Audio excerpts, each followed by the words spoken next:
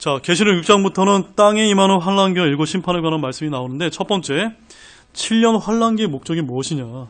7년 환란기의 목적. 네. 이 7년 환란기의 근본적인 목적이 뭔지에 대해서 한번 살펴보겠습니다.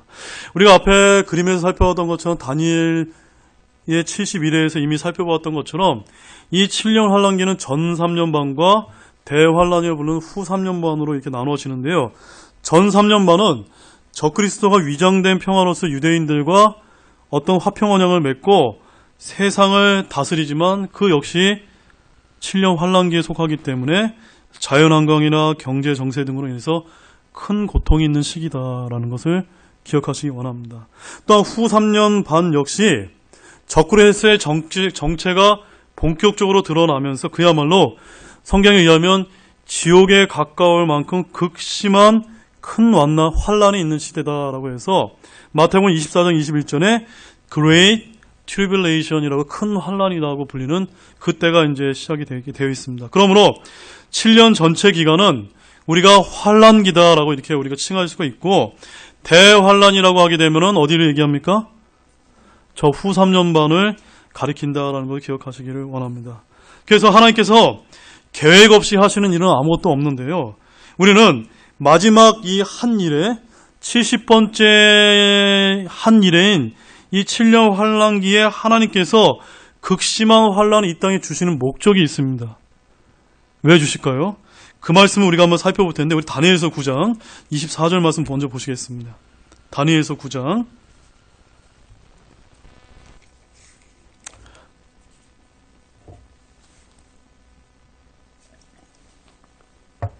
24절.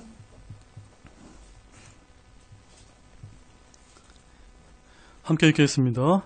주께서 내 백성과 내 거룩한 도시에게 70일을 정하셨나니 이것은 범법을 그치고 죄들을 끝내며 불법에 대하여 화해를 이루고 영전한 의를 가져오며 환상과 대언을 봉인하고 또 지극히 거룩하신 이에게 기름을 붓고자 함이라. 71회를 주신 목적이 나옵니다. 유대인들에게 이런 목적하신 목적이 뭐냐? 첫 번째, 뭡니까? 범법을 그치게 하기 위해서. 이게 뭘 뜻하냐면요, 왕이신 메시아를 거부한 이스라엘의 범법을 종국적으로는 7년 환란기를 통해서 끝내기 위함이라는 겁니다. 두 번째는요, 죄들을 끝내기 위함입니다. 누구의 죄입니까? 바로 이스라엘의 죄들을 완전히 제거하기 위해서. 언제를 통해서요? 7년 환란기를 통해서입니다. 그 다음 세 번째는요, 불법에 대한 화해를 이루기 위해서다.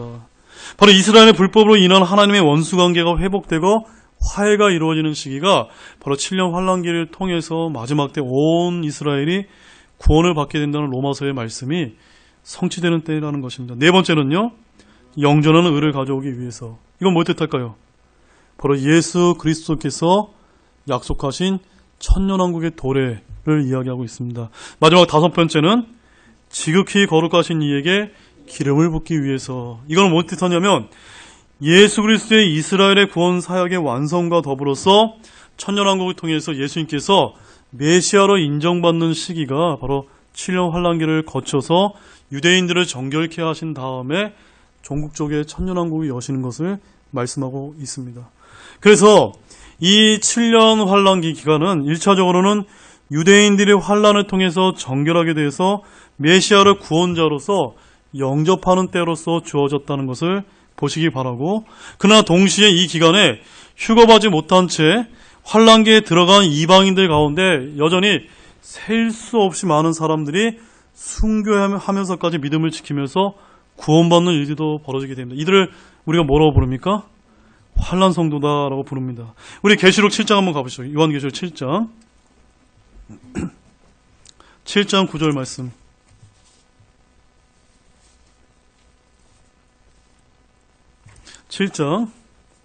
거기 소제목에 보십시오. 큰 환란에서 나오는 큰 물이다라고 해서, 이 요한계시록 7장은 제가 이제 다음 주에 강의를 할 텐데, 이 요한계시록 7장은 특히 두 부류의 사람들이 나옵니다. 첫 번째는 7장 1절에서 9절, 8절까지는 우리가 그 유명한 14만 4천 명이나 유대인들에 대한 이야기가 나오고, 9절부터 17절까지는 큰 환란에서 나온 큰 물이라고 해서 환란 기간 때 구원받는 환란 성도들에 대한 이방인 성도들에 대한 이야기가 나옵니다. 그래서 9절 말씀에 보면 이렇게 되어 있습니다. 아무도 능히 셀 수 없는 큰 무리라고 설명하시면서 그 다음 같이 읽겠습니다. 곧 모든 민족과 족속과 백성과 언어에서 나온 큰 무리가 흰 예복을 입고 손에 종려나무 가지를 들고 왕자과 어린 양 앞에 서서. 그래서 환란 기간 동안에도 남아있는 사람들 중에서 이 14만 4천 명의 유대인들의 사역을 통해서 구원받는 환란 성도들이 생긴다는 것입니다. 그러나 여러분, 지금 구원받는 게 중요하지, 그럼 환란 성도도 있으니까 내가 환란 들어가서 14만 4천 명의 사역을 통해서 구원받으면 되겠네. 됩니까? 안 됩니까? 가능성이 없는 얘기입니다. 그때는 사실은 셀 수 없는 산에 구원받는 역사도 하나님의 은혜로 일어나지만, 지금 쉽게 구원받을 수 있는 거를 놔두고 왜 고통받아가면서 구원받으려고 하시냐, 그런 말씀입니다. 그래서 지금 구원받는 분들은 이것과 상관이 없다는 말씀입니다.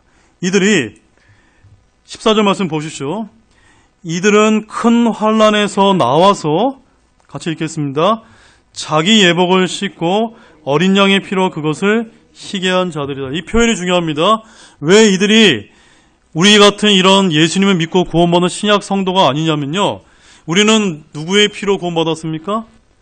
예수 그리스도 어린 양의 피를 믿음으로, 내가 어떤 행위로 구원받은 것이 아니라 그저 믿음으로 구원받았습니다. 어린 양의 피에 근거해서.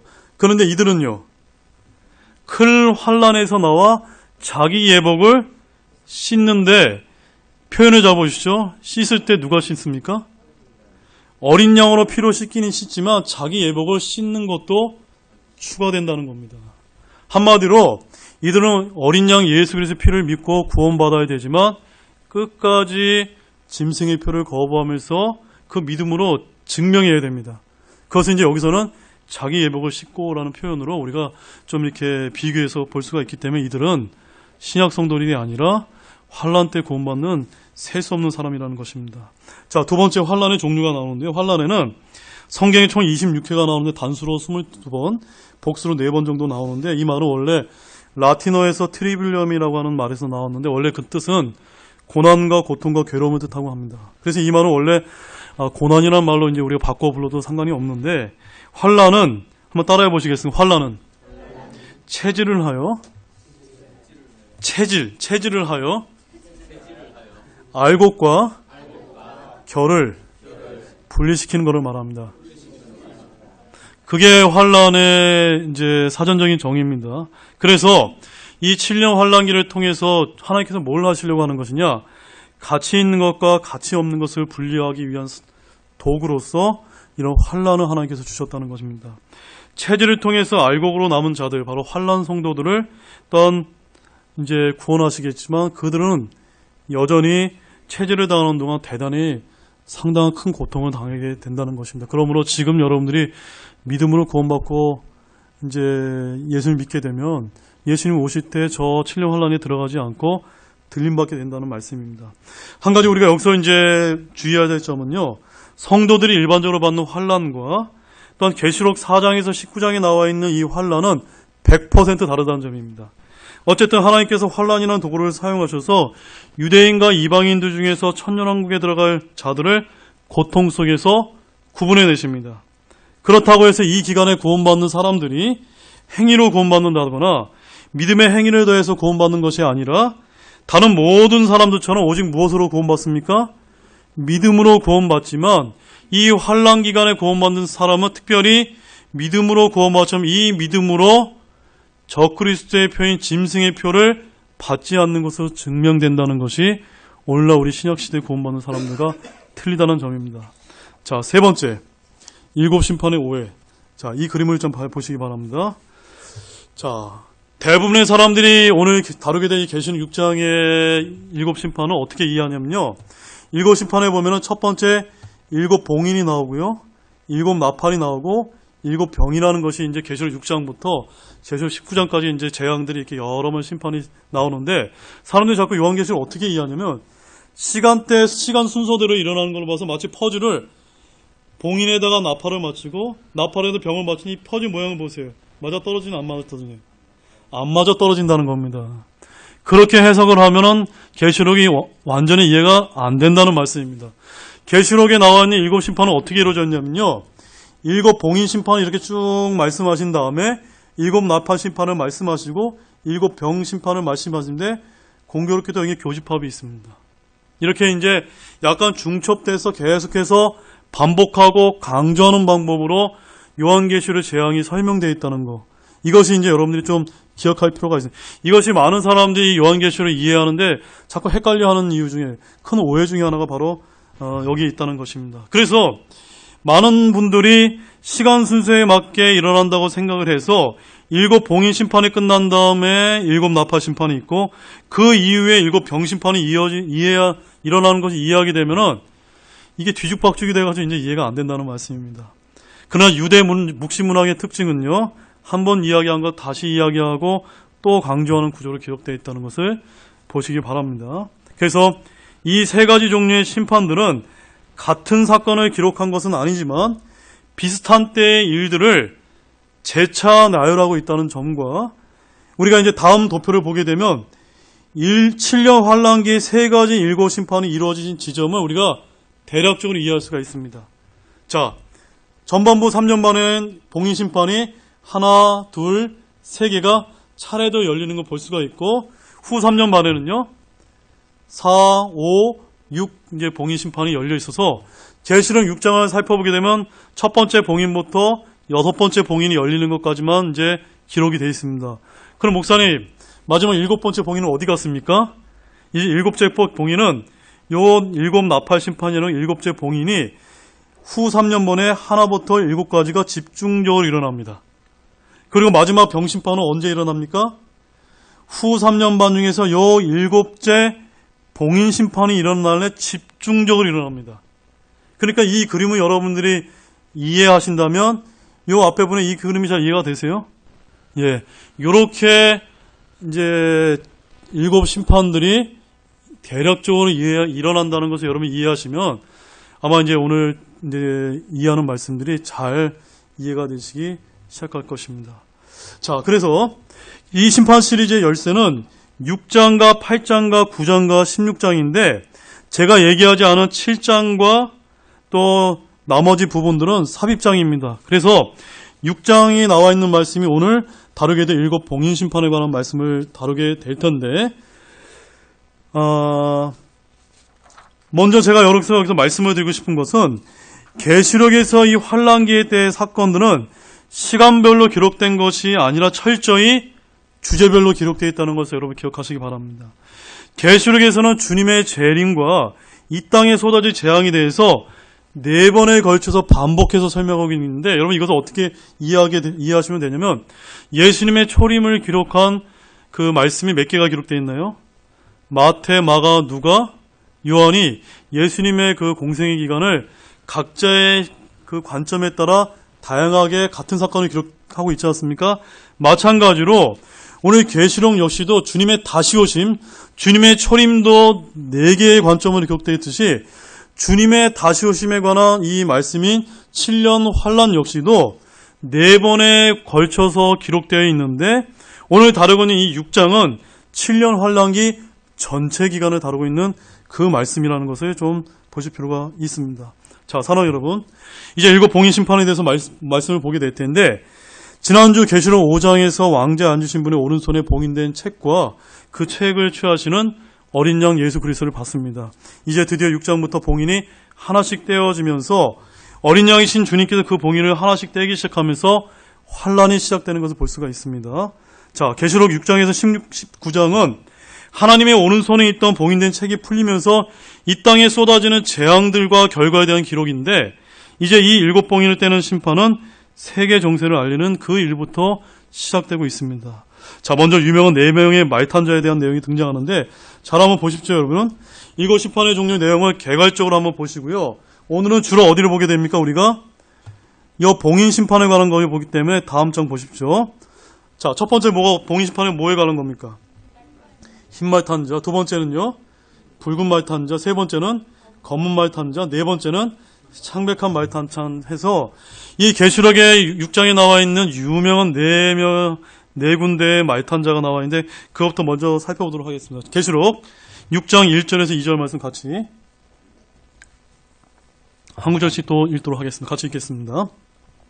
내가 보매 어린 양께서 그 봉인들 중에 하나는 여시더라. 그때 내가 들으니 내 짐승 중에 하나가 천둥소리 같은 소리로 이르되 와서 보라 하더라. 이에 내가 보니 보라 흰 말이라. 그 위에 탄 자가 활을 가졌고 관을 받음에 그가 나아가서 정복하고 또 정복하려 하더라. 자, 여기 1장 2절에는 뭐가 나옵니까? 흰 말탄자다라고 해서 이제 6장의 첫 번째 봉인이 열리게 되면은 흰 말탄자에 대한 이제 계시가 나오는데요. 자, 사랑 여러분, 제가 질문을 드리겠습니다. 흰 말탄자가 누굴까요, 여러분? 네, 정확하게 말씀드렸습니다. 이미 공부하셨습니까? 공부하신 것 같은데요. 이 흰 말탄자의 정체는 적그리스도를 이야기하는데 안타깝게도 오늘 천주교의 그런 이스라엘 대체 신학의 영향을 받은 수많은 개신교에서는 이 흰 말탄자를 저희와 같이 적그리스도라고 해석을 하지 않고 예수 그리스도다라고 이렇게 해석하는 경우들이 많이 있습니다.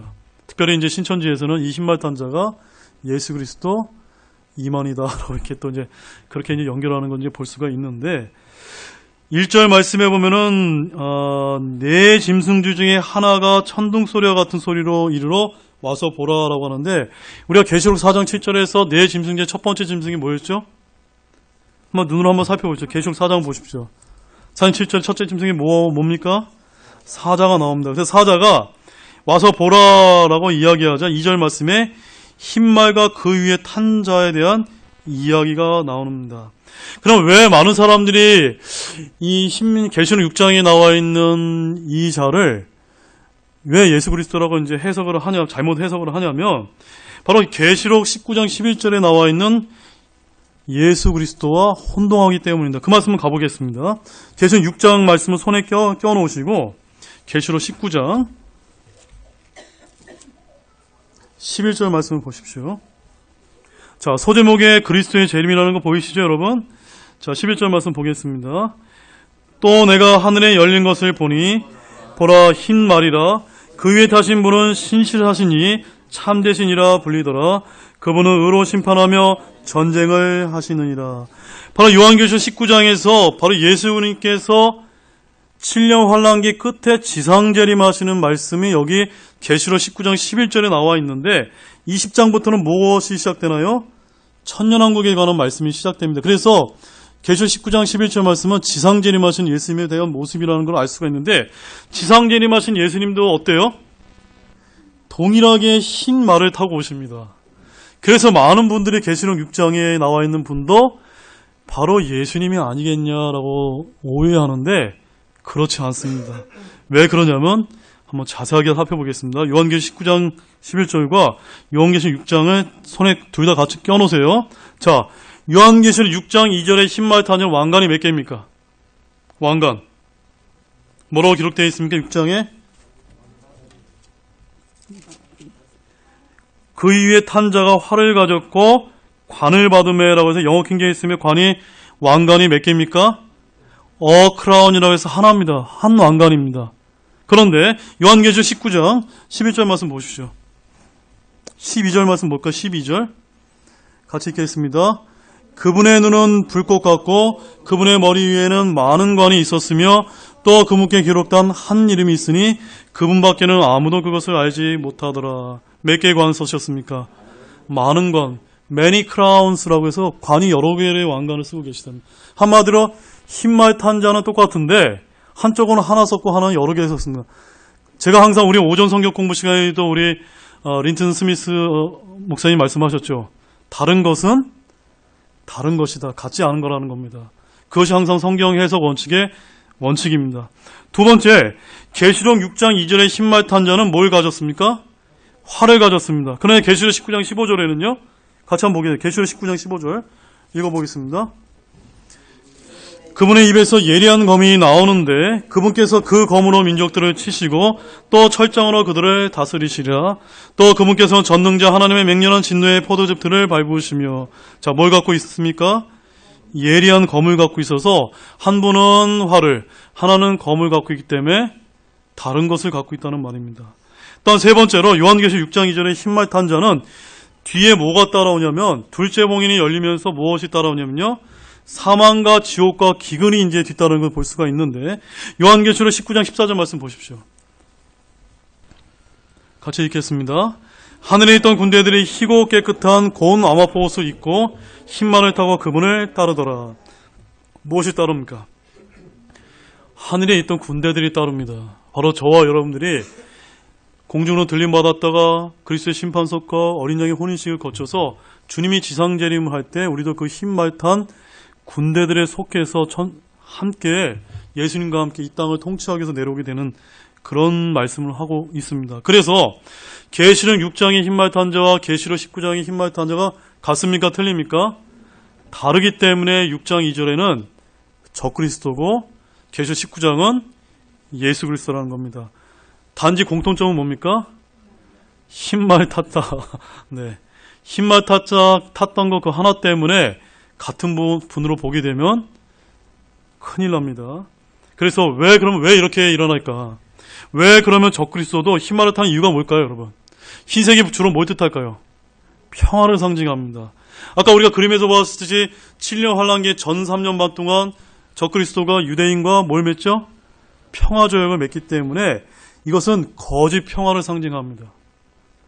역시 거짓 평화를 상징하는 그런 평화조약을 맺는 이유는 뭐냐면 예수 그리스도께서 오셔야만 이 땅에 완전한 평화를 가져오시는 것과 마찬가지로 7년에 앞서서 모방하는 자인 적그리스도가 그것을 모방하는 자로 나타난다는 것. 그래서 흰말 탄 자로 나고 유대인류가 평화조약을 맺지만 그 평화는 성경에 의하면 거짓 평화다라는 것을 말씀하고 있습니다. 그래서 적그리스도는 처음부터 공부스럽게 등장하지 않을 것이고 존경받는 정치 지도자로서 나아가서 메시아적 인물로 소개되다가 마침내 언약을 깨면서 성전에서 내가 하나님이요 라고 이야기하면서 스스로 하나님처럼 나타내는 그런 본격적인 대환란이 시작되게 됩니다. 이처럼 우리가 요한계시록 6장 2절 말씀 다시 한번 보십시오. 6장 2절 말씀에 보면 흰 말이라 그 위에 탄 자가 활을 가졌고 관을 받음에 이 적그리스도가 그 다음에 그가 나아가서 같이 읽겠습니다. 정복하고 또 정복하려 하더라. 예수 지상재림하시는 예수님이 이럴 필요가 없으세요. 만왕의 왕이요 만주의 주시기 때문에 그냥 내려오시면 정복할 필요 없이 그냥 단번에 정복이 되는 겁니다. 그런데 이 적그리스도는 바로 7년 환란기의 초반에 등장을 해서 정복하고 정복해서 지구촌 사람의 신임을 얻게 됩니다. 장차 이 말 통치자로 계시된 그가 나온 이후에 전쟁과 기근과 사망과 믿는 자들의 순교와 하나님의 진노의 큰 날들이 계속해서 이어지는 것이 바로 첫 번째 봉인의 시작을 알리고 있습니다. 자, 두 번째 봉인 한번 보겠습니다. 3절에서 4절 말씀입니다. 6장 본문 3절 4절 있습니다. 그분께서 둘째 봉인을 여신 뒤에 내가 들었는데 둘째 짐승이 이르되 와서 보라 하매 다른 붉은 말이 나오더라. 그 위에 탄 자가 땅에서 화평을 제거하는 권능을 받았으니 이것은 그들이 서로 죽이게 하려 함이라. 또 그가 큰 칼을 받았더라. 자, 3절 말씀을 보니까 둘째 짐승이 뭡니까? 송아지입니다. 송아지. 송아지가 지금 와서 보라라고 이야기하면서 4절 말씀을 보게 되면 이제 또 그 유명한 붉은 말이 등장하고 있습니다. 바로 이 붉은 말도 적그리스도가 등장하고 난 다음에 얼마간의 세상에 평화가 있는 것처럼 보이지만 만일 둘째 봉인이 열리게 되면 바로 그 환란기 초반을 좀 넘기자마자 이 땅의 평화가 완전히 사라지고 전쟁이 벌어지는 것을 보여주고 있습니다. 다시 말해서 환란기 초반에는 잠시 동안 평화가 있는 것처럼 보이지만 얼마 동안 유지되가 4절 말씀에 보면 뭐라고 이야기하고 있습니까? 화평을 제거하는 것이 일어나게 된다라고 말씀하고 있습니다. 바로 7년 환란기의 두 번째 봉인이 열리게 되면 적그리스도의 세력이 온 세상을 손에 넣고자 할 때 다른 많은 나라들과 전쟁을 하는 것은 불가피하다는 것을 보여주고 있습니다.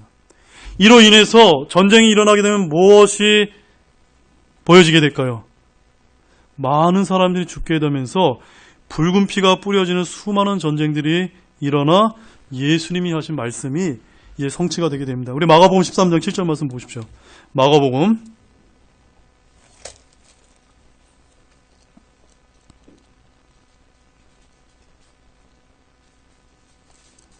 13장 7절 말씀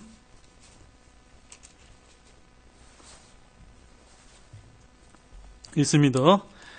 또 너희가 전쟁들과 전쟁들의 소문을 들을 때 불안해하지 말라.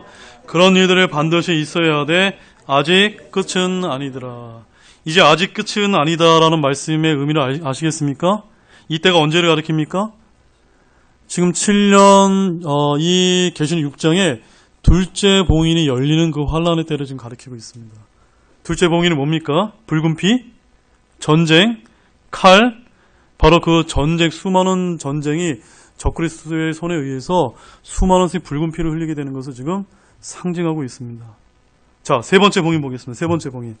5절에서 6절 말씀 같이 읽겠습니다. 그분께서 셋째 봉인을 여신 뒤에 내가 드리니 셋째 짐승에 이르되 와서 보라 하더라. 이에 내가 보니 보라 검은 말이라.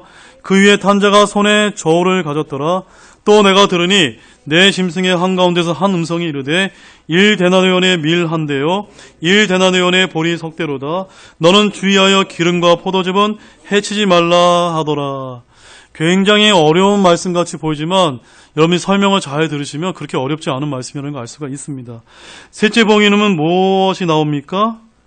검은 말이 등장하고 있습니다. 그런데 이 검은 말이 뜻하는 것은 뭘 뜻하냐면요, 기근을 뜻합니다. 잘 생각해 보세요. 첫 번째 봉인인 적그리스도가 등장합니다. 두 번째 봉인이 열리게 되면은 전쟁이 일어납니다. 전쟁이 일어나게 되면 무엇이 일어날까요? 먹고 사는 문제인 기근의 문제가 이제 발생한다는 걸 성경에서 보여주고 있습니다. 그래서 전쟁 이후에는 기근이 닥치기 쉬운데요, 땅은 점차 황폐화되어지고 식량의 생산은 어려워지고 물도 부족하게 될 것이 분명해 보입니다. 이런 것은 지금의 상황으로도 충분히 우리가 예측 가능한 문제인데 아마 이때가 되면 물가가 점점 올라가게 되고 빈부의 격차도 점점 더 벌어지게 됩니다. 그래서 5절 말씀에 검은 말 탄 자는 손에 무엇을 갖고 있죠? 저울을 갖고 있습니다. 이것은 이 저울을 갖고 있다는 건 뭘 뜻하냐면요, 절대적으로 식량이 부족하다는 걸 뜻합니다. 왜 그러냐면 6절 말씀을 보세요. 6절의 말씀에 보면은 1데나리온이라는 것이 이제 등장하고 있습니다. 1데나리온이 뭘 뜻하냐면요, 1데나리온은 노동자의 하루 품삯을 뜻한다고 합니다. 이 하루 종일 일하는 일당으로 밀 한 대와 보리 석 대밖에 구할 수 없을 정도로 어려운 삶이 땅에 남아있는 이들에게 닥치는 것을 예상하고 있습니다. 뭘 뜻하고 있습니까? 기근이 닥치는, 기근의 재앙이 이 셋째 봉인을 통해서 열리게 되는 것을 말하고 있습니다. 그 다음에 6절 하반절에 기름과 포도즙은 해치지 말라라는 말씀은 뭘 뜻할까요? 이 부분 조금 어렵지만 저는 이렇게 생각합니다. 부유층의 점유물로 이해되어서 부자들이 큰 타격을 받지 않는 것으로 이제 해석할 수도 있지 않을까라고 보는데, 왜 그러냐면요, 성경에서 기름과 포도즙은 치료약으로 이제 등장하기 때문에 아마도 그런 용도를 위해 보존하는 의미로 또 받아들여질 수도 있을 것 같습니다. 아무튼 기름과 포도즙을 해치지 말라는 부분은 조금 어렵습니다. 넷째 봉인 한번 가보겠습니다. 넷째 봉인 7절에서 8절 말씀 보겠습니다. 7절 8절 읽습니다. 그분께서 넷째 봉인을 여신 뒤에 내가 들으니 넷째 짐승의 음성이 이르되 와서 보라 하더라. 이에 내가 바라보니 보라 창백한 말이라. 그 위에 탄 자의 이름은 사망인데 지옥이 그와 함께 따라다니더라. 그들이 땅의 4분의 1을 다스릴 권능을 받아 칼과 굶주림과 사망과 땅의 짐승들로 죽이더라. 자, 이제 창백한 말이 등장합니다. 넷째 봉인이 열리게 되면 창백한 말. 여러분, 이제 창백한 말은 여러분들도 한번 스스로 해석을 하실 수 있을 것 같습니다. 뭘 뜻할까요, 여러분? 죽음을 뜻합니다. 8절 말씀에 보면 사망과 지옥이 지금 그와 함께 따라다니더라 해서 의인화되어 있는 모습을 볼 수가 있습니다. 그래서 이 넷째 봉인의 재앙은 계시록 9장에 가보게 되면 우리가 다루게 될 텐데 다섯째 나팔과 비슷한 재앙을 보여주고 있습니다. 아직 본격적인 대환란은 아니지만 많은 사람들이 전쟁에 의해서 죽고요, 기근으로 죽으며 땅 밑에서 올라온 존재들까지 인간을 해칠 것으로 이제 예상이 되어집니다. 이때까지 인간의 만문의 영적으로 모든 동물을 다스리고 그것들을 인간들을 무서워하지만 이 시간에 이런 상황들이 역전이 되게 됩니다. 7절 말씀에 보게 되면은 넷째 짐승은 독수리입니다.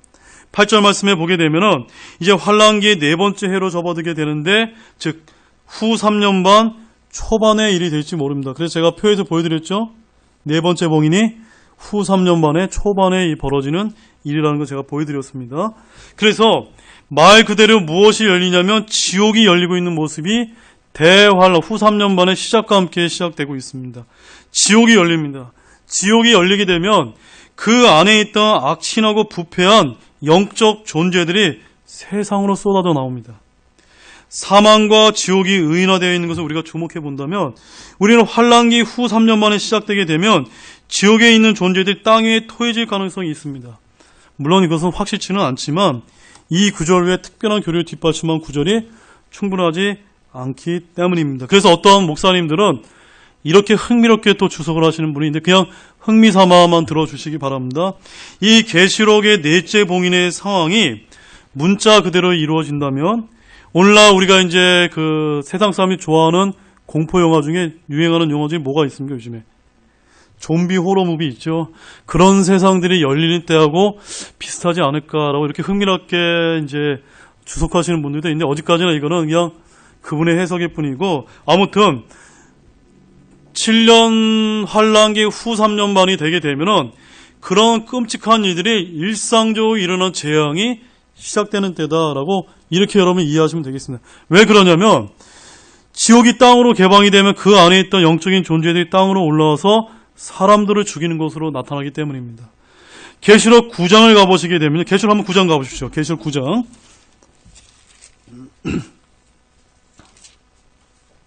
이 계시록 9장에 있는 말씀이 지금 우리가 요한계시록 6장에 넷째 봉인이 열린 시기와 비슷하다고 제가 말씀을 드렸는데, 3절을 보세요.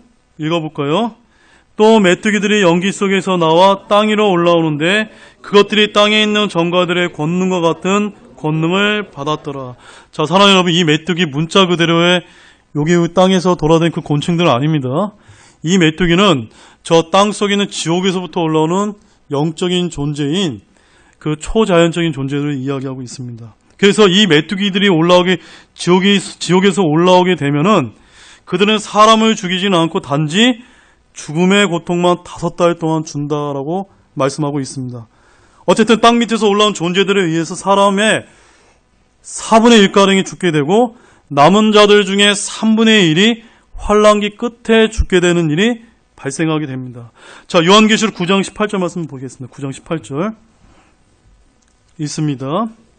이 세 가지고 그것들의 입에서 나온 불과 연기와 유황에 의해 사람들의 3분의 1이 죽임을 당하니라.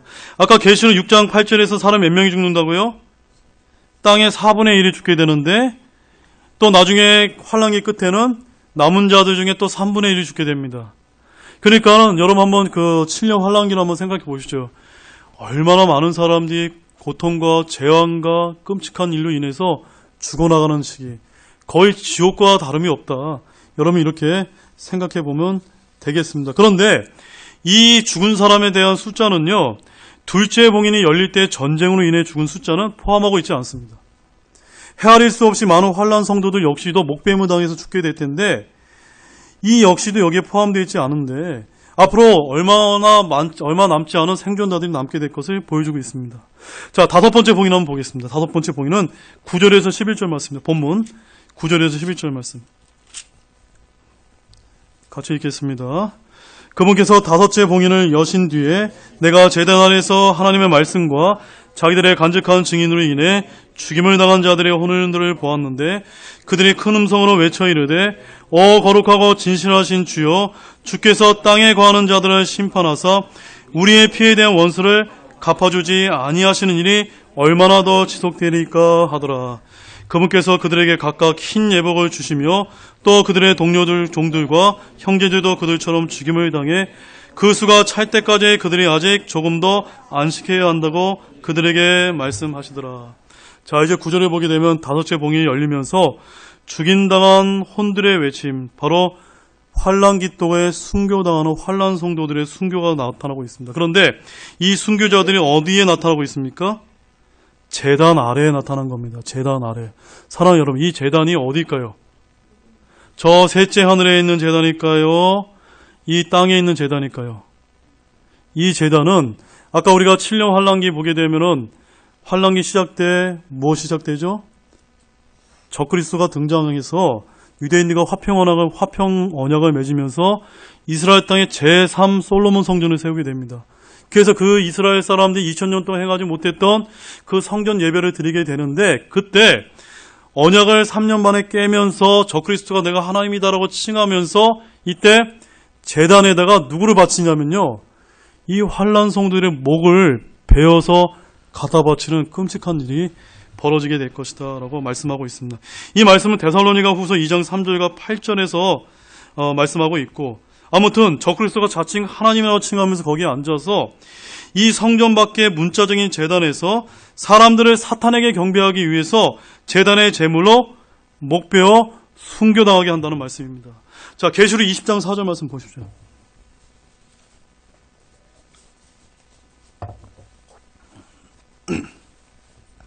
계시록 20장 4절 같이 읽겠습니다. 또 내가 보니 왕자들과 그것들 위에 앉은 자들이 있는데 그들에게 심판이 맡겨졌더라. 또 내가 보니 예수님의 증언과 하나님의 말씀을 인하여 목배인 자들의 혼들이 있는데 그들은 짐승과 그의 형상에게 경배하지 아니하고 자기들의 이마 위에나 손 안에 짐승의 표를 받지도 아니한 자들이더라. 그들이 살아서 그리스도와 함께 1000년 동안 통치하되. 누가 나옵니까 여기? 목배인 자들의 혼인 환란 기간 때 환란 성도들의 순교가 여기 나타나고 있습니다. 그럼 이들이 왜 순교받습니까? 짐승, 바로 적그리스도에게 경배하지 아니하고 그들의 이마와 손에 짐승의 표의 666표를 받지 않기 때문에 그들의 목이 단두대에서 이제 적그리스도를 통해서 받쳐지게 됩니다. 그래서 다시 본문 10절 말씀 보십시오. 본문 10절 말씀에 보면 이렇게 환란 때 순교당했던 이 환란 성도들이 혼이 큰 음성으로 외치면서 10절에서 뭐라고 얘기하냐면 주님께 우리의 피에 대한 원수를 갚아주는 일이 언제까지 지속됩니까? 이 일을 언제 끝내주시겠습니까? 라고 그들이 이제 이야기하는 말씀이 나옵니다. 그런데 그 피에 대한 요청은 11절 말씀에 보면 주님께서 뭐라고 얘기합니까? 아직 때가 남았기 때문에 조금 기다려라 라고 이렇게 말씀하고 있는 것을 볼 수가 있습니다. 그런데 여기 나와 있는 이 환란 성도들의 혼은 뭘 입고 있습니까? 흰 예복을 입고 있는 것을 보게 되는데 혼은 형체 없는 뭉게구름 형태가 아니라 몸의 형태를 가진 존재이고 옷을 입을 수가 있습니다. 혼은 사람의 형체 그대로 몸 안에 있는 그 사람의 본체입니다. 순교자들의 숫자가 채워지게 되는 겁니다. 채워지게 되면 제단 밑에 있던 자들은 셋째 하늘로 옮겨지게 되고, 그래서 이들은 대환란 끝까지 기다릴 것이 아니라 잠시만 더 쉬도록 청해지고 있는 말씀이 11절에 등장하고 있습니다. 자, 이제 마지막 6째 봉인을 보겠습니다. 12절에서 본문 15절, 17절까지의 말씀을 우리 한 목소리 읽겠습니다.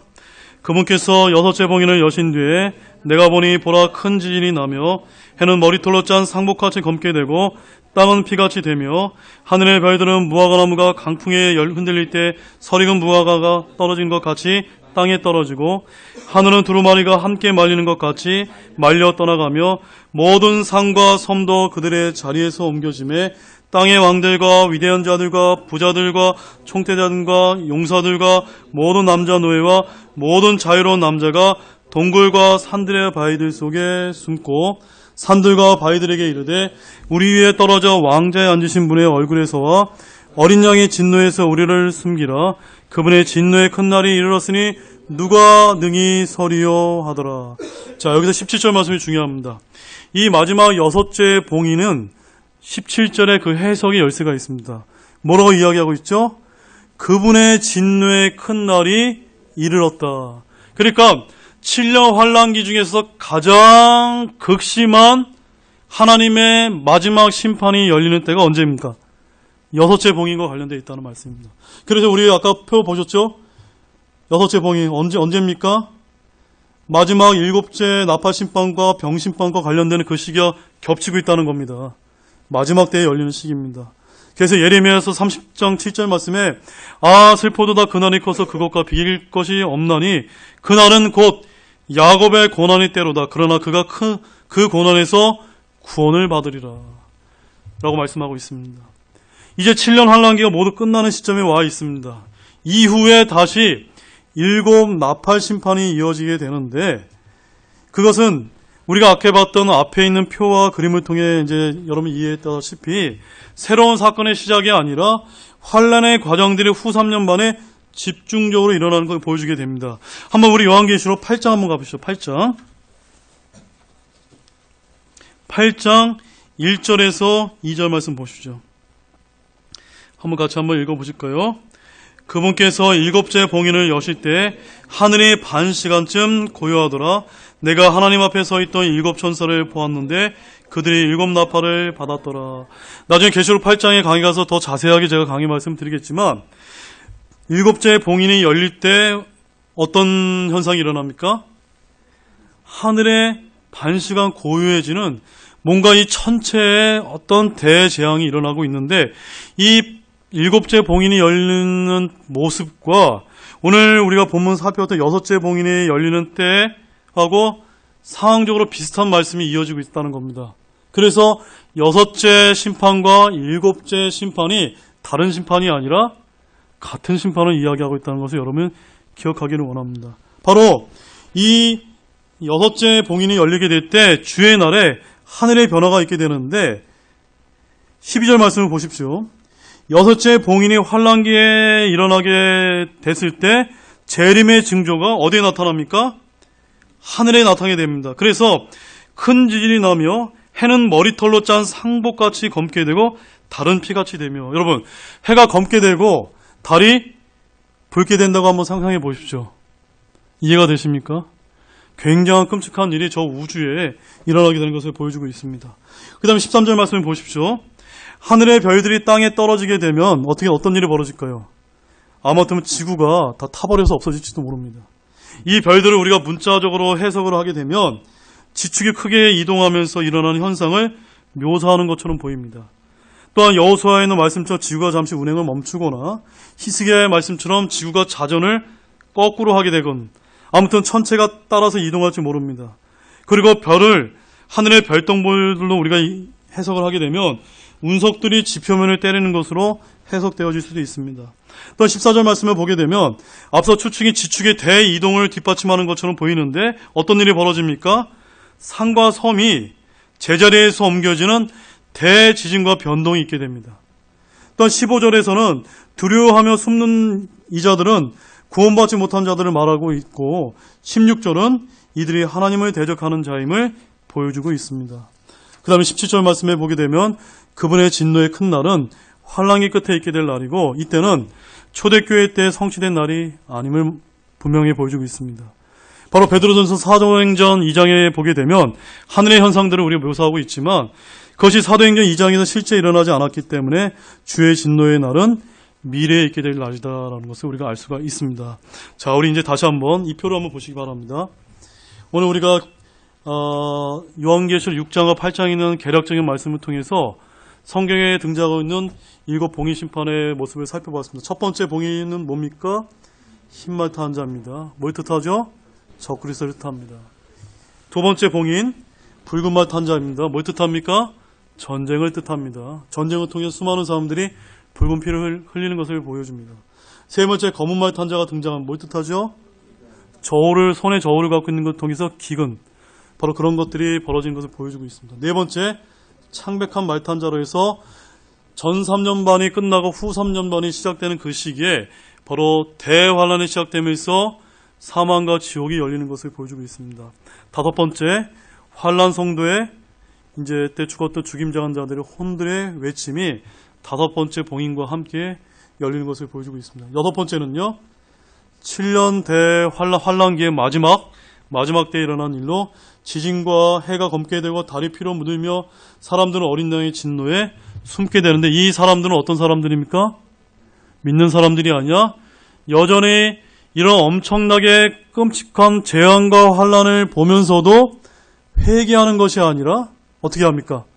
숨는다는 것입니다. 이렇게 인간의 죄악이 그렇게 완악하기 때문에 하나님의 재앙이 쏟아져도 결코 회개하지 않는 일이 마지막 때에 일어나게 되는 것을 보여주고 있고, 마지막 계시록 8장에서 7째 봉인이 열리게 되면 다시 7 나팔 전체가 시작되는 걸 보여주고 있습니다. 자, 이제 다음 시간에는 요한계시록 7장에 있는 말씀을 저희들이 강의를 할 텐데, 다음 주 오후에는 우리 유상수 박사님 오셔서 전문가 세미나를 듣고, 그 다음 주에 저희들이 이제 요한계시록 7장을 볼 테니까 꼭 한번 요한계시록 7장을 한번 읽어보시고 참여하면 좋겠습니다. 기도하시겠습니다.